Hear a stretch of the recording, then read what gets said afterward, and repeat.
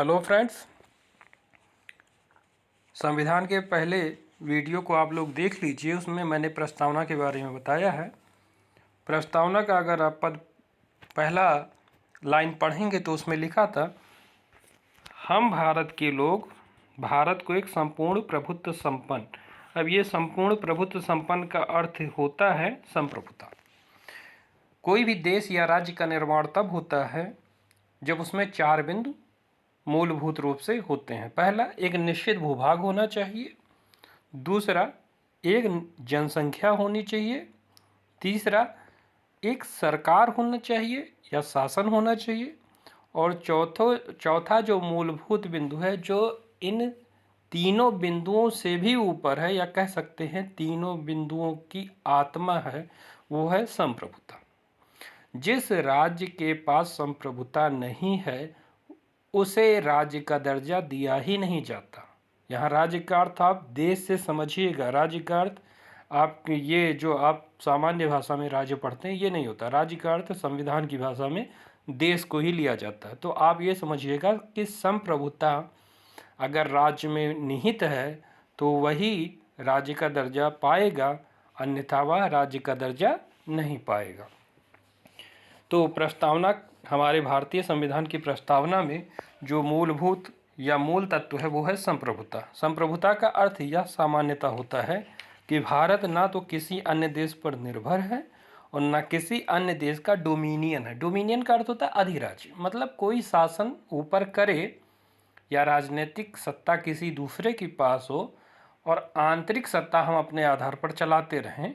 जैसे आपने राष्ट्रीय स्वतंत्रता संग्राम के दौरान पढ़ा होगा कि क्रिप्स मिशन हो गया या फिर अगस्त प्रस्ताव हो गया, तो उसमें मेन रूप से डोमिनियन स्टेट की बात की जा रही थी।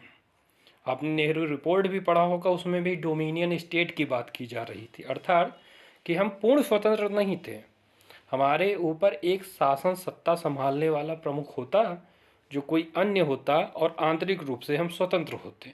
तो बाह्य स्वतंत्र के रूप में हम कार्य नहीं कर पाते। परंतु जब भारत देश आज़ाद होता है, उसके पश्चात संविधान निर्माण होता है, तो प्रस्तावना में एक तत्व हमारा ऐड होता है, वो होता है संप्रभुता। तो इसका अर्थ हम सीधा सा समझ सकते हैं कि भारत देश किसी अन्य देश पर निर्भर नहीं है और ना किसी अन्य देश का डोमिनियन है। अर्थात अगर देखें तो इसके ऊपर और कोई शक्ति नहीं है। यह अपने मामलों में, चाहे वह आंतरिक हो या बाहरी, दोनों का निस्तारण करने में स्वतंत्र है। जैसे आप देखते होंगे यूनाइटेड नेशन हो गया, जो कोई भी बाहरी देश अगर भारतीय देश पर किसी भी तरह का दबाव बनाकर कोई भी कार्य कराने की इच्छा रखता है तो भारत अपनी इच्छा से उस कार्य को करता भी है या नहीं भी करता। वो भारत की आंतरिक इच्छा पर निर्भर करता है, ना कि किसी बाहरी देश के दबाव पर। ऐसे ही आंतरिक रूप से आप देखते हैं कि भारत के अंदर बहुत सारे दबाव समूह होते हैं जो आंतरिक रूप से अपनी मांगों को मनवाने के लिए दबाव बनाते हैं। परंतु भारत एक संप्रभु देश है, अतः यह आंतरिक और बाह्य दोनों ही निर्णय अपने स्वयं के आधार पर करता है, ना कि किसी के दबाव पर। अब ये माना जाता है, कई लोगों का ये तर्क होता है कि जब 1949 में भारत ने राष्ट्रमंडल की सदस्यता स्वीकार की या भारत द्वारा किसी अन्य अंतर्राष्ट्रीय संगठन का हिस्सा बनाया जाता है या बनता है स्वयं से, तो क्या उसकी संप्रभुता का हनन होता है? तो ध्यान से समझिएगा, चाहे वो राष्ट्रमंडल का सदस्य हो या कोई भी अंतर्राष्ट्रीय संगठन का भारत सदस्य बनता है तो अपनी स्वेच्छा से बनता है, किसी के दबाव से नहीं बनता। और वो अपनी स्वेच्छा से उस संगठन का भाग हो भी सकता है या उस संगठन से बाहर भी निकल सकता है।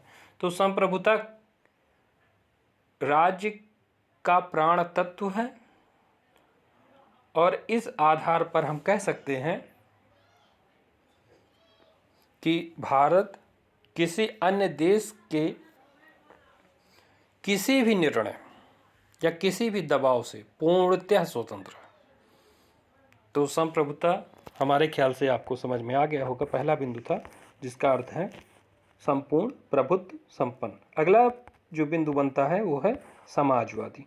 समाजवादी किसे कहते हैं? तो आप समझिएगा, समाजवाद का अर्थ होता है जहां पर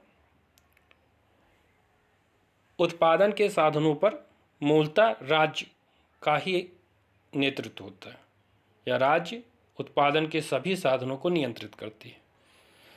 समाजवाद का एक ही रूप है साम्यवाद, जिसमें यह बताया जाता है कि हम समस्त स्रोतों पर या संसाधनों पर राज्य का नियंत्रण करें तथा पूंजीवाद का या निजीकरण का पूर्णतः उन्मूलन करें।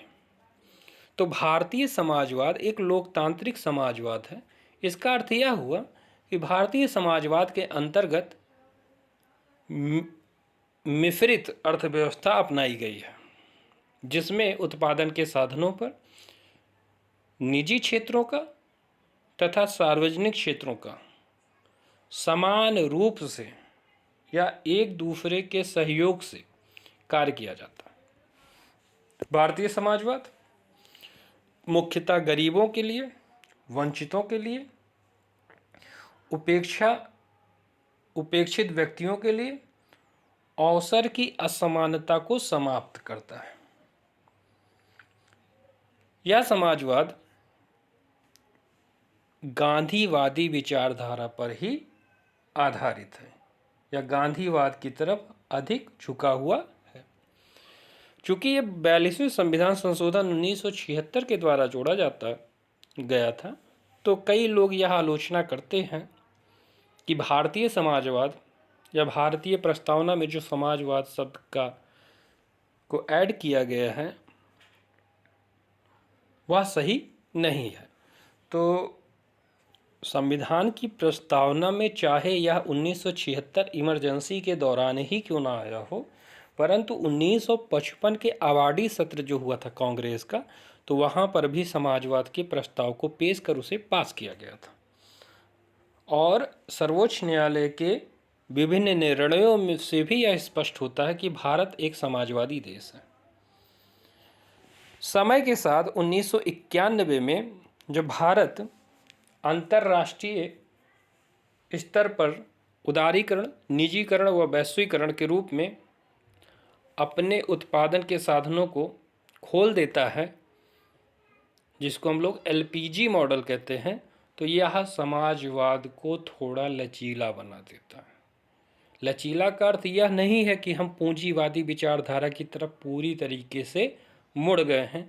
इसका अर्थ यह हुआ कि समाजवाद में अब थोड़ी सी फ्लेक्सिबिलिटी दे दी गई है।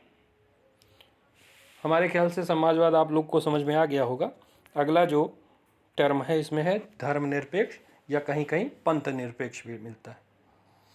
पंथ निरपेक्ष या धर्मनिरपेक्ष शब्द भी 42वें संविधान संशोधन 1976 के द्वारा ही जोड़ा गया। उच्चतम न्यायालय ने धर्मनिरपेक्ष के बारे में 1974 में ही कह दिया था कि भारत में सभी धर्मों का सम्मान किया जाता है और राज्य का कोई धर्म नहीं है। अगर हम संकीर्ण अर्थ में देखें तो धर्मनिरपेक्ष का अर्थ होता है राज्य का कोई धर्म ना होना, अर्थात राज्य बिना किसी धार्मिक रूप से प्रभावित हुए बिना अपने कार्यों को संपादित करता है। परंतु अगर बृहद अर्थ में देखें तो हम यह मान सकते हैं कि धर्मनिरपेक्ष का अर्थ भारतीय संविधान के अनुसार कि सभी धर्मों का समान रूप से सम्मान व आदर किया जाता है। राज्य किसी धर्म का, किसी एक धर्म की तरफ झुकाव नहीं कर सकता। तो यह धर्मनिरपेक्ष का अर्थ होता है। चलिए, इसके बाद हम लोग के और बिंदु आते हैं लोकतांत्रिक। तो लोकतांत्रिक को समझने के लिए हम लोग अगले वीडियो में समझेंगे। धन्यवाद।